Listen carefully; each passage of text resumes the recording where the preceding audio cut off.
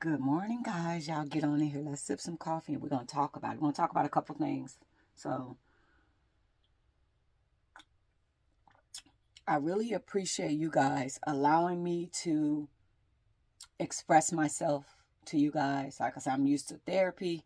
I'm used to talking problems out, and I haven't found a therapist that works with me to do talk therapy. So, I really appreciate you guys allowing me to utilize this platform and get some of the steam that I have inside to be able to get it out. We're going to talk about this dress, and then we're going to get into what's popping. Okay. Hey, baby, your leg hurt? Come here. Come here, baby.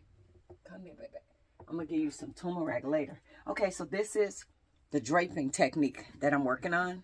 So remember, these is the curtains. So I'm starting to learn the draping technique. This layer is just pinned on here. Remember, that was something we pinned up early.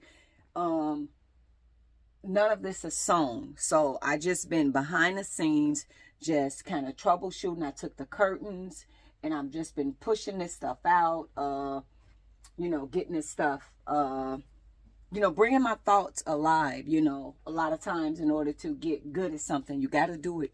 You got to make mistakes. You got to try it. You really have to do this. You really got to make mistakes. You really got to try it. So that's what I'm doing behind the scene. I'm troubleshooting and creating these beautiful pieces. And just also bringing you guys aboard just to let you know that, hey, this is what I'm doing. And, just kind of give some encouragements to somebody else that want to try something and you might not think that you could do it. Just know you could do anything you put your mind to it. And I also was reading the comments, and somebody was talking to me about the isolation and being alone and stuff like that.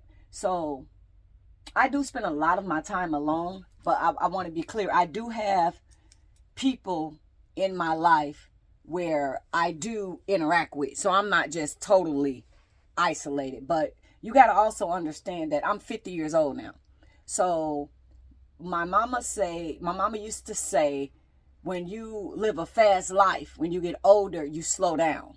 So meaning that when I'm saying a fast life, not trying to, just meaning that if you grew up fast and had to behave like an adult at an early age, you get this maturity level because you got all these responsibilities. So you mature very fast. So your life kind of goes really, really fast. And then when it gets to the point where you get your kids, you have your kids, they get grown. Then it's like, boom, I can relax now. I could put it in cruise control because, babe, why are you shaking? Come down. Because my babies is grown and I can relax. My babies is grown. I can relax. I can, I'm going to put you out here because you seem to be a little shaky. I don't know if it's my voice and you feel a little anxiety from me, but I'm okay. You just relax, okay?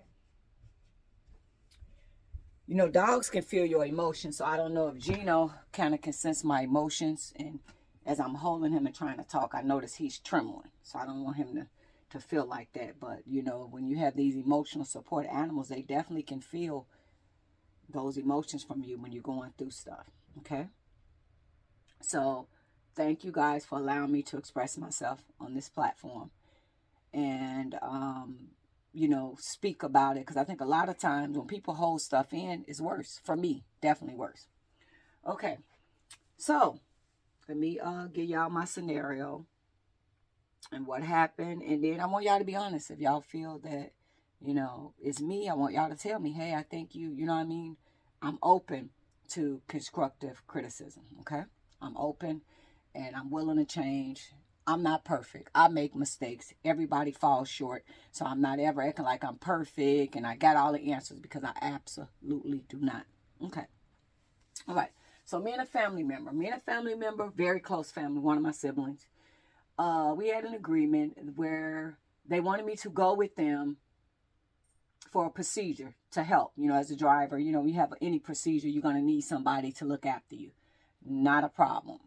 So the agreement was that I would go with them and we'll be gone for 3 days.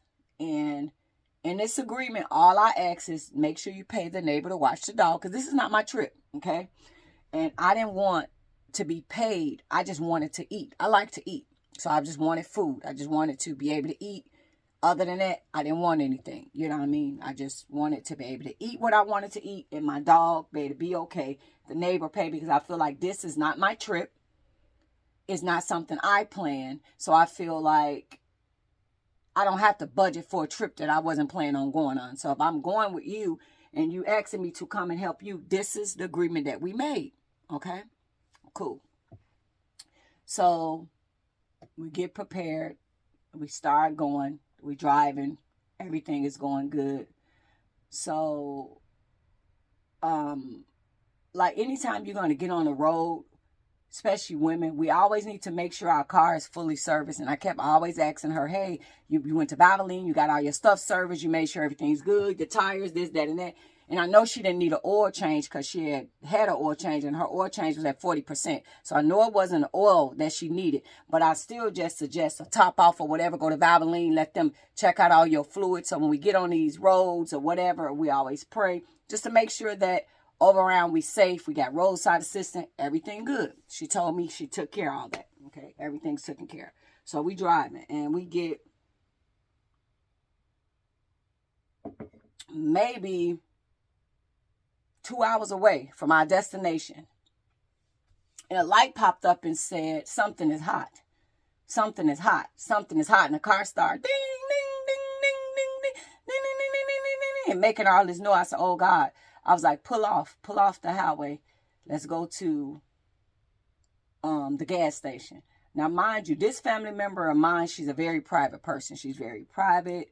You know, like, you know, some people like, don't put nobody in my business, don't talk to nobody. So I was like, instead of talking to my son, I was like, talk to your sons, or talk to, you know, your guy friend, and let him give you the suggestion what he think that we should do. And when we open the hood, she just immediately open the hood, and we looking at stuff, and the way her car is made. The Chevy Cruises do not have a transmission dipstick. So if your transmission is low fluid, there's no way of you knowing. There's no dipstick like how they made them like that. So you can't dip it in there and see. So, you know, you just got to be like, oh gosh, you know, whatever. However, it's not made that way. So when she opened the hood, she immediately, and she got these heavy hands, and she tried to say, hold on, don't touch and grab, because if you open up a radiator and that stuff is hot, your face, that stuff gonna blow in your face. I said, don't just randomly grab and touch stuff under the hood. The hood open, let's smell. Let's use our nose for sense of smell to see if something's burning or whatever. I was like, just calm down. Don't do that, because you open up them radiators, you get messed up. So we probably sat at the gas station for about 20 so minutes. And like I said, we was 2 hours away. So the goal was, let's keep driving. And once we get into town, we will find a Valvoline to see what the problem is. Okay. So we did that. We made it. God willing, we made it to Valvoline, and we there. So the guys is there trying to help us or whatever. So we was telling them the problem that we experienced on the highway, and, for them to check this, that, and that. And then the guy he said, okay, you definitely don't need an oil change, because he saw she was at 40%.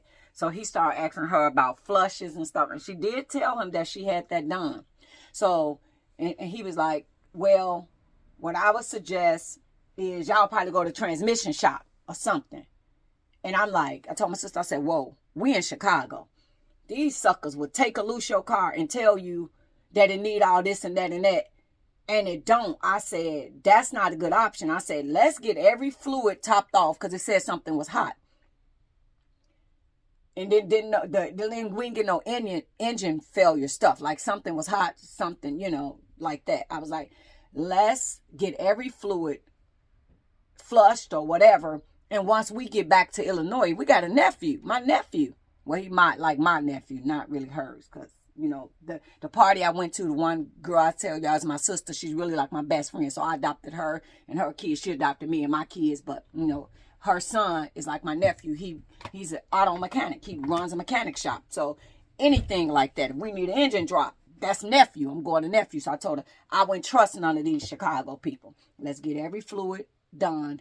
And I was like, let's get nephew to touch it. And mind you, we in the city where I'm close to my son now, you know what I mean? But, you know, it's like, I didn't even tell my son I was there. So, because it's like, she's so, whatever. So, okay, so the man glanced through the paperwork. He said, no, you didn't get your transmission flush. So that probably could be it. And I said, well, sis, just go ahead and get the transmission flush to get all the fluids and stuff like that, because we're not getting the main signal that the car is misperforming. It was hot, something, you know. And I said, let's get all that done, and it's better to be safe than sorry. Then we get back home. I said, I'm scared to go to transmission shop because we're in Chicago, and you see how, you know how they get down when they see ladies coming in. So I could tell instantly she had an attitude, you know. She had a whole attitude. Mine. That's why I told him we was going to. We're not driving my car. I'm not driving my car at all. I'm not, because this ain't my trip. This your trip. My car gonna be in the garage resting. I ain't putting miles on my car. I'm putting 500 miles on my car. No, this ain't for me. This for you. I'm a ride along, an aid to help you. I ain't using my car. So instantly I could tell she the type, she get mad instantly. So as they looking or whatever, she got this. You ever see a person that when they go through something, you can really tell that they upset because they don't know how to hide their emotions. So as the Valvoline men talking to each other, so I guess when they flush your transmissions, different steps they do, it take a little longer. Your wheel got to be cut. So they talking to one another, and she doing this, and she like, and she making these faces, and she's almost like sticking her neck out of the window. And I felt safer with Valvoline than these fucking rinky-dink mechanics, because they worldwide. So I could tell she was like agitated. So I said, Sister, are you okay? Yeah, I'm okay. Stop asking me that. Why do you keep asking me that? I said, calm down. I said, I could see your expressions. I was like, I'm just trying to help, and just trying to help you understand and make the best decision, because she ain't allowing me to call my son, call no men. It's just me and her. And she's so private and weird.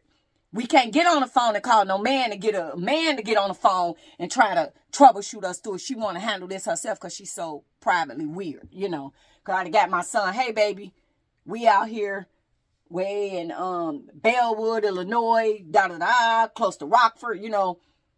And my baby would have worked it out, but she didn't want to do that. So I'm like, okay. I couldn't even, so I'm like, okay. So she was really irritated by that, okay. So I'm like, okay. So when they got the door and all that, one of the supervisors, man, came because they was asking questions about her car and this, that, and that. And he was telling them what to do. So he came over, started talking to us and stuff. And she was like, I could have sworn I had my transmission flushed before. And so she started looking through her bank statements. And I was like, your bank statements ain't going to tell you if your transmission was flushed. Your bank statements going to give you a bill from Valvoline. I said, ask him to pull it up on a computer. And they can see every service that you had done, because that's what she take her car for services. So the manager came over. And at first her bill was going to be like 200 and something. And the manager came over and he started typing in and he pulled it up. And he said, oh my goodness, you're right. You just had your transmission flush in November.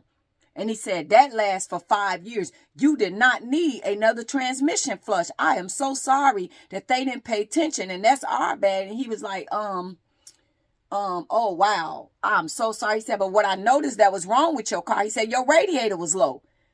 You didn't have enough coolant in your radiator. So remember the hot that we was getting, the manager had already did that part, but the guys that worked there, they didn't go through all the receipts to validate the fluids being flushed, because I was asking her to flush all the fluids just to make sure we had good on everything in the car. So, you know, to get the fluids. So I know it wasn't an oil change. So I was like, well, just go ahead and let them flush the transmission. So I'm just trying to troubleshoot and talk to us so we're not on the road. So the manager was like, oh my God. And he was like, I'm so sorry. And he was like,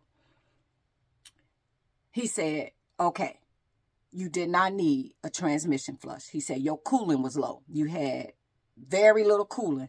That's what was hot. He said, that's why your car did that. He said, we already started the proceedings though to giving you a transmission flush. And he said, so I'm going to have to charge you something. He said, but it's not fair that I charge you all of this because you did not. You was right. You did not need a transmission flush. When you get your transmission flush, it lasts for 5 years. And he said, I'm sorry. That's our bad. They should have paid attention. He said, so I'm going to discount this out really good for you because you shouldn't be paying for this again. And so started being 200 and something. So the man did the windshield. He did everything. You know, of course, they do the tires and all that. Her car was low on oil. And it was at, you know, she was at 40% oil change. So he did 4 quarts that the car needed. So he did that. He did the radiator, put the coolant and all that type of stuff. They flushed her whole transmission all over again, which he said, so how do 140 sound to you? Because it was like 2 something. He said, how do 140 sound to you? He said, I'm sorry that you did that. And he said, then when you come back, I'll put it in there, discount, give you this code, whatever. And any Valvoline is good when you do get ready to get your oil change. He said, because she really didn't need a transmission flush. So I'm like, okay. So he got us good. We good. So now we getting ready to go. Well, we couldn't check into the hotel till after 3. So we made it to Illinois probably around 1-ish. So y'all remember the agreement was for her to buy food for me. That was the agreement. I didn't want nothing. I wasn't charging her to be there to help her, assist her. All I wanted was to make sure I eat. Okay. So we see a J&J Fish, like a little chicken shack. So we get out of the car and we go in there. And, you know, she already said she paying for the food. So I get up to the counter and I'm looking. And I'm looking at what I want and everything and stuff. So I'm looking real good. And I'm like, oh, okay, I see the fish and chicken and shrimp. And I turn around, like, what you gonna get? But I can see it in her face. You know, she's the type, she can't hide her emotions. So she like, you know how somebody face, she got it in her face that she upset. And not trying to, like,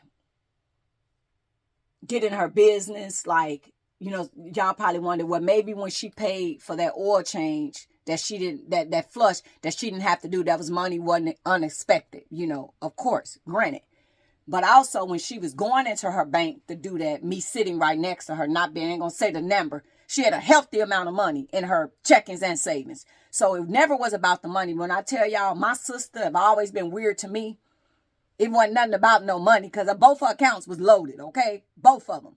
So that didn't even do, but it just went, this is her delivery and how she treat me. She always been mean, but I take my stupid ass and I always try to be the better person. So as I walked up there to order the food, and remember she was supposed to pay for everything. So I tell the man what I want. And she walked up there and she was like, I don't really want anything. I'm not really hungry. And she turns and says to me, because we rolled past her Aldi's, and we had a refrigerator and stove in our room. She turns around and tells me, I'm about to give you $20. This is how she talking to me. I'm about to give you $20. You about to go in Aldi's. You about to buy you something to eat for $20. I'm not finna keep buying you no food like that. Mind you, that was the first stop we did. She had not bought me nothing. Well, she bought pop and water from a gas station so that, you know, I guess if we get thirsty, instead of, you know, trying to get them bottle pop. So we had pop and water in the car, and we had like cheese and crackers. And that was for when she was doing her surgery. So when I wasn't leaving, I could just eat cheese and crackers. So that's what I requested, to just sit there for the 6-7 hours, however long surgery is, just to be there. I wasn't leaving, you know. And the men in a restaurant and the people looking at me, she embarrassed the fuck out of me. Like if I'm a bum begging for her to buy me something to eat. And I'm like, oh my God, did you just do this to me? And this ain't the agreement. So I told her, you ain't got to buy me a motherfucking thing. Because I could get my own food. I didn't come to fucking Illinois to fucking stand over a stove. Like she turned up on me like that with that aggression. I turned right back. I said, I didn't come to motherfucking Illinois to stand over a fucking stove and cook. I would have stayed in Minnesota and cooked me something to eat. Because I'd have been at home doing my own shit. I said, this is why I can't fuck with you. Because you pulled this shit on me. And I walked out of the restaurant. So I guess it dawned on her then. Oh, fuck.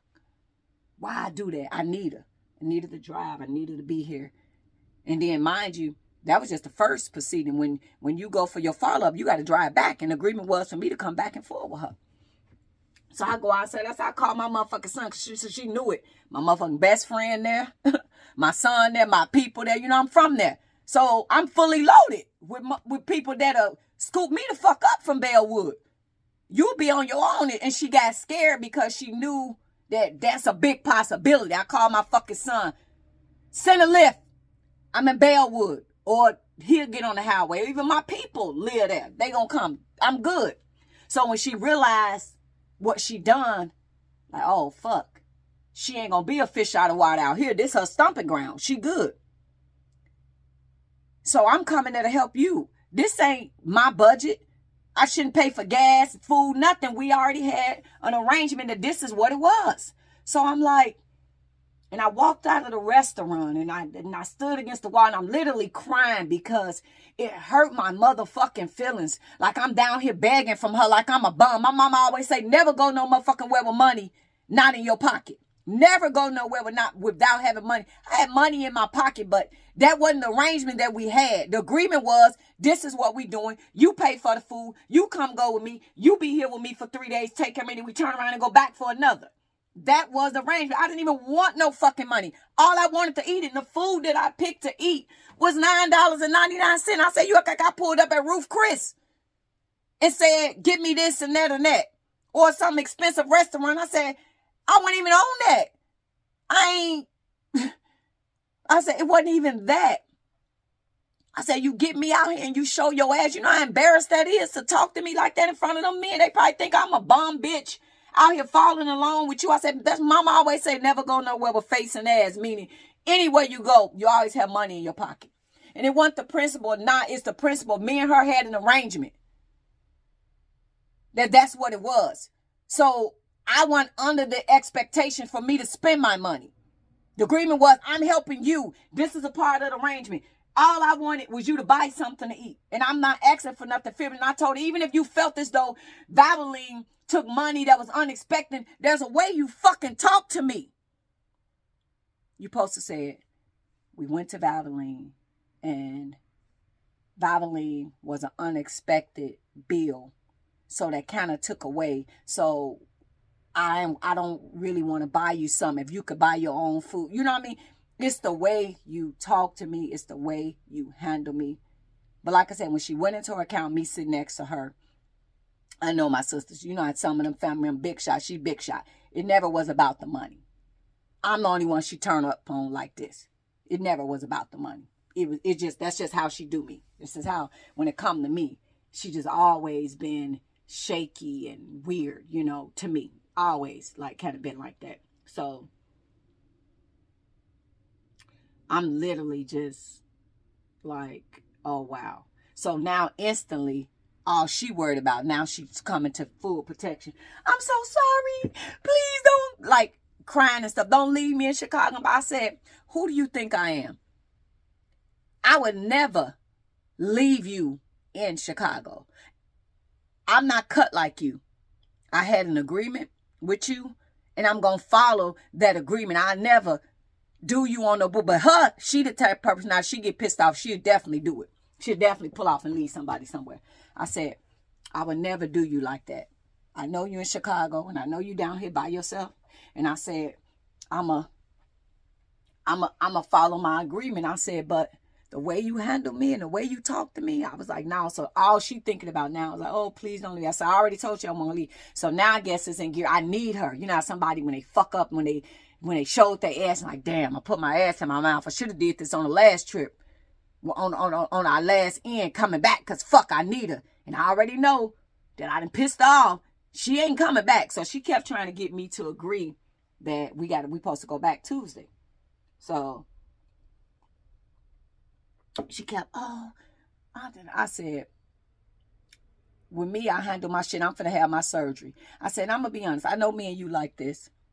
And I said, you my big sister, I love you, but you shaky when it comes to me. I said, do you think I really was counting on you going with me to get my tonsil surgery? I said, no, my son got to come all the way from Illinois to do it. That's how the fuck I move. I said, I don't rely on you like that because I know how our relationship is. I said, but I'm going to be honest. She keeps saying, I'm going to be with you. I said, you don't got to be with me for myself. I said, you know what? And it's probably in manifestation. I know how you is. So I already made a plan B. My neighbor taking me. You ain't got to go with me on my surgery on June 7th to get my tonsils out. I already got that covered. I don't need you to go with me because that's how I roll. If I was having surgery, I wouldn't have counted on her to go with me. I'd have picked somebody else. But I'm like, so you don't got to go with me.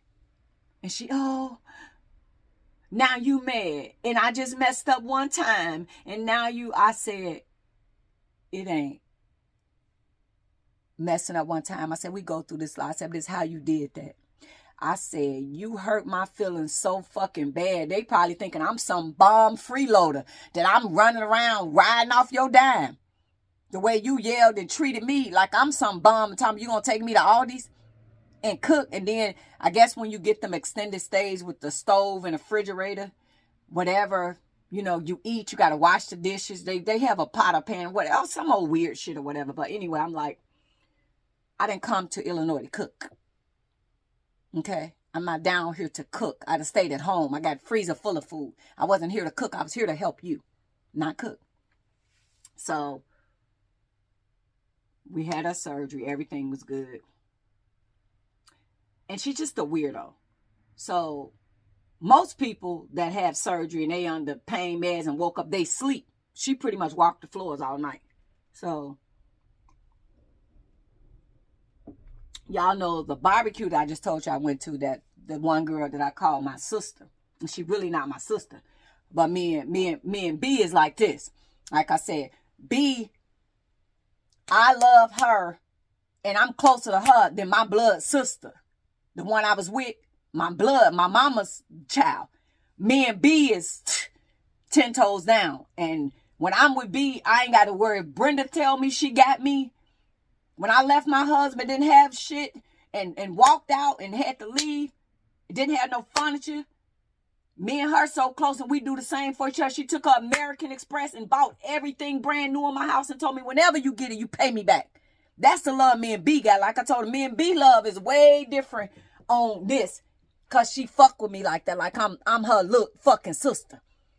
And she love me like that. I don't even worry like that. So one of my friends, that's how he never met Brenda. So he hear me always talk about her. And it was her birthday. So she was sitting over in a chair.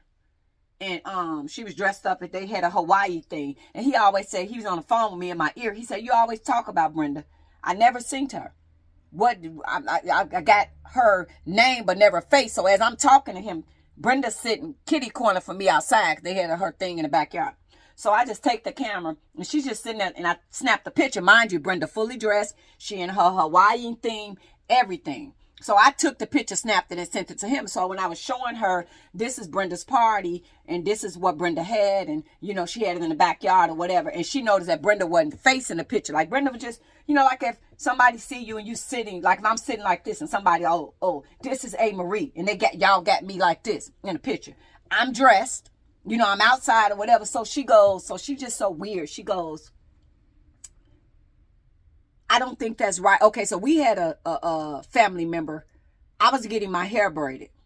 So I've took off my wigs and, you know, have my afro and stuff. And, you know, I get on, like right now, I have on no makeup on the camera and stuff like that. But I feel like every woman or some have a private or insecurity that she don't show. Now, with these wigs off, I get my hair braided. And I get them braided to the back. And when I have my hair braided to the back, like y'all see a lot of ladies in their hair, they have braided to the back and they had them wig cut. It's not a flattering look. It's not because to me, you kind of look like a boy to myself. Like your hair braided back, you know what I mean? And I got a little head. So my hair braided to the back and unannounced to me in a, you know how them ladies that, oh, look, y'all think she's so pretty. Look at her. And I've took off my wig plenty of time. But a friend girl of mine, as I'm getting my hair braided, she's snapping pictures of me. Like, you know how them haters, they're trying to catch you in a compromising situation. So she's trying to snap pictures of me getting my hair braided. Like, look at her. You know what I'm saying? And I ain't bald headed. Y'all sink me, you know, way back. But it's just the principle. She was doing it in a way that she was being messy or mean or whatever. You know, like maybe she thought I'd never reveal myself with my wig off to my viewers. And maybe she wanted to get it and show people. Like, this what she looked like with a wig. I don't think I'm a beauty queen. You know, I do feel like I have to do some things to fix up, but what she did was malicious. So she brought that up, my sister. She goes, so she in her mind thinking that I'm in that hotel finna take pictures of her and send them to people. She goes, Yes, and when you was at Brenda's house, and that's not nice. You got mad when what's her name did it to you. She was like, Brenda didn't know you was taking pictures of her. You was taking pictures and shit. I said, do you think that was malicious? I said, Brenda was totally dressed. They had photo things in the backyard. Brenda was taking pictures every which way.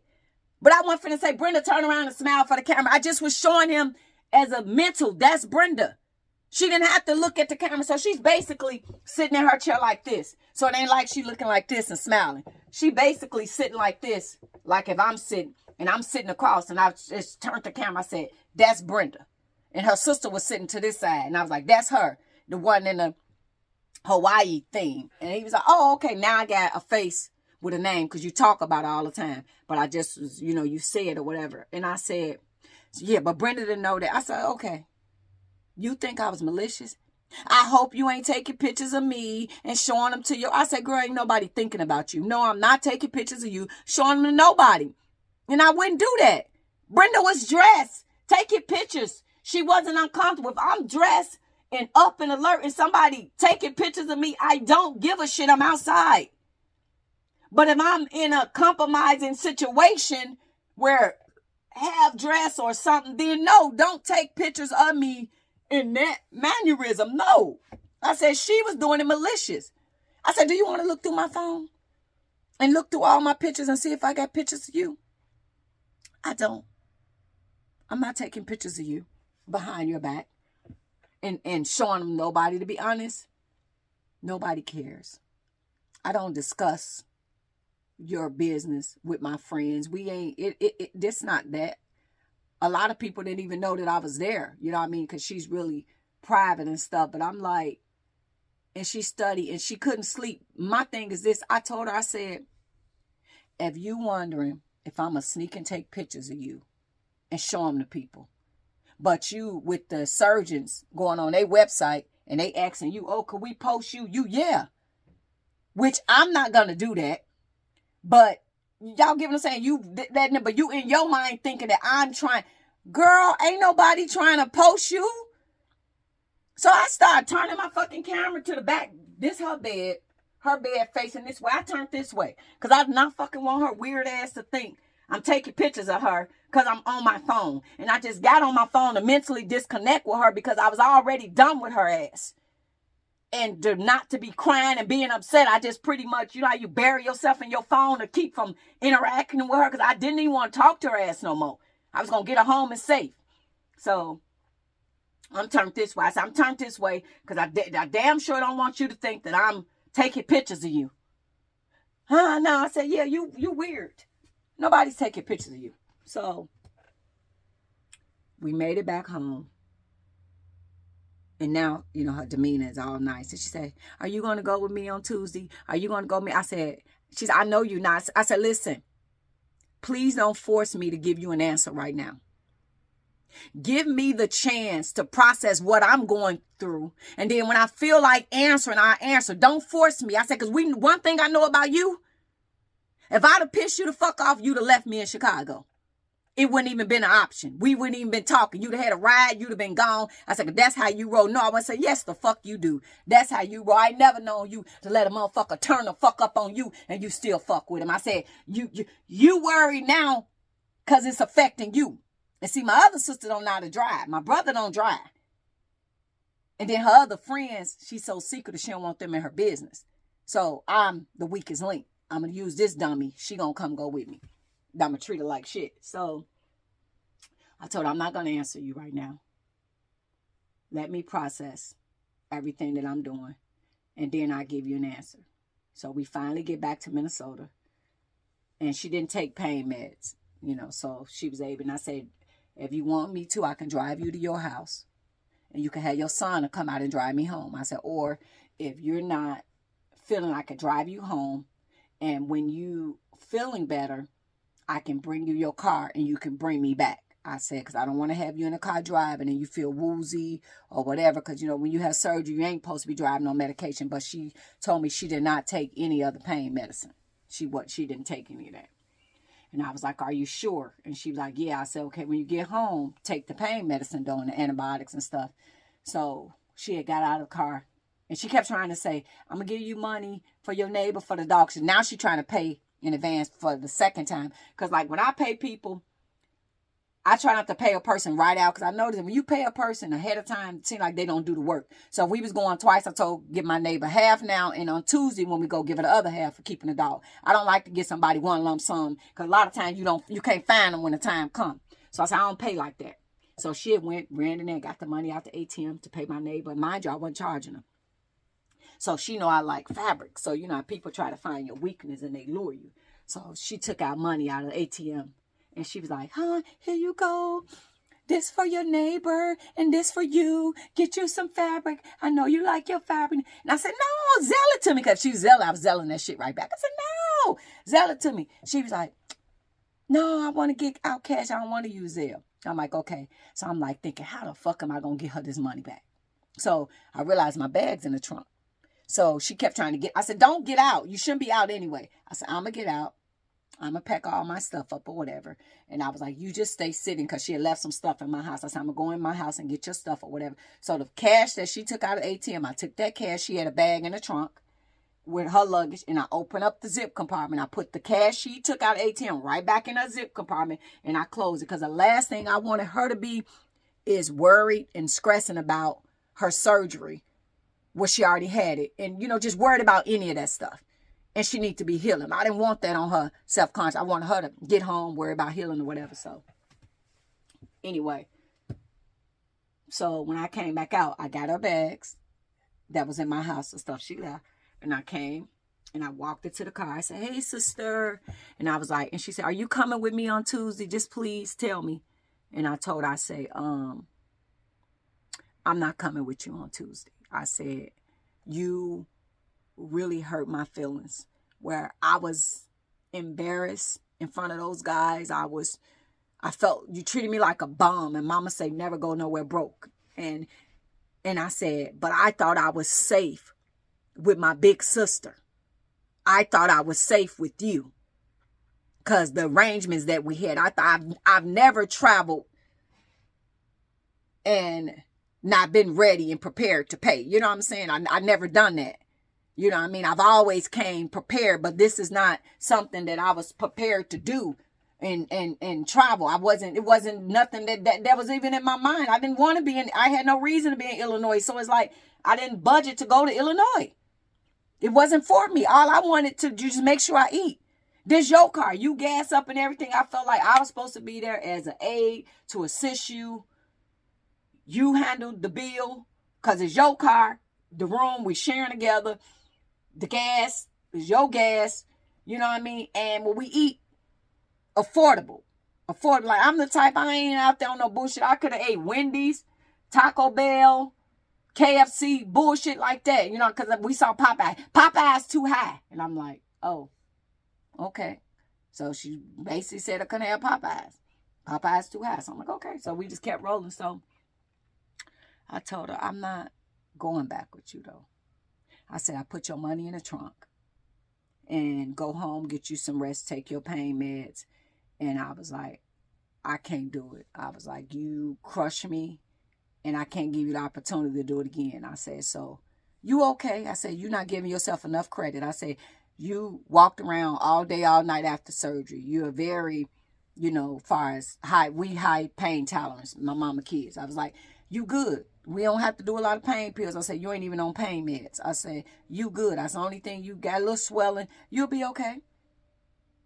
Tuesday, do the same thing you just did. Don't take the pain pills. Take my other sister, the one that don't drive.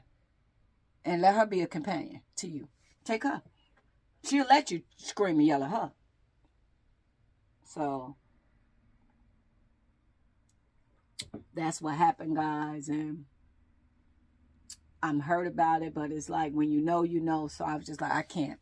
So y'all let me know what y'all thoughts is. I was totally crushed, you know, but I would never leave her in Illinois and stuff. But I don't under is that if I feel somebody is that manipulative to me, I wouldn't ask them to go with me.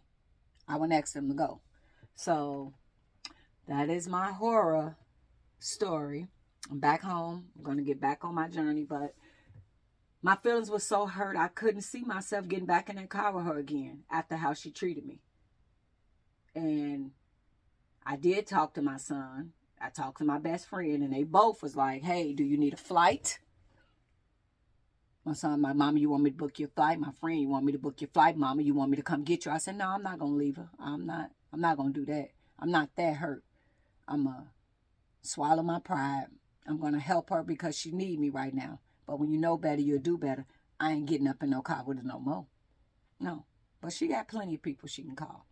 Got 2 sons, daughter-in-laws. Get them to go with you. But y'all, what's y'all thoughts? Let me know. Bye.